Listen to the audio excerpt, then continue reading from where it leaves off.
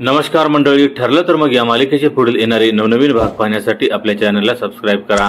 मालिकेच्या पुढील भागात आपल्याला बघायला मिळणार आहे की शेवटी अर्जुनच्या आता लक्षात येत असतं की सायली आणि मैनावतीमध्ये एकही गोष्ट साम्य नाही। या उलट प्रिया आणि मैनावतीमध्ये बऱ्याच गोष्टी सारख्या दिसून येत आहेत। त्याचमुळे आता त्याला संशय येऊ लागतो। सायलीच्या ज्या काही गोष्टी असतात त्या आता प्रतिमा सोबत मॅच होत असतात। म्हणूनच अर्जुन आता विचार करू लागतो की नक्कीच काहीतरी गडबड आहे, आपल्याला यामागचं सत्य शोधून काढावंच लागेल।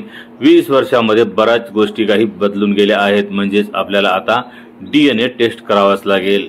मला जरी माहिती आहे की मैनावती आणि सदाशिव सायलीचे आईवडील आहेत, मात्र हे तेवढंच खरं आहे की दिसतं तसं नसतं। त्यामुळेच अर्जुन आता ठरवतो की यांचा DNA टेस्ट करायचा।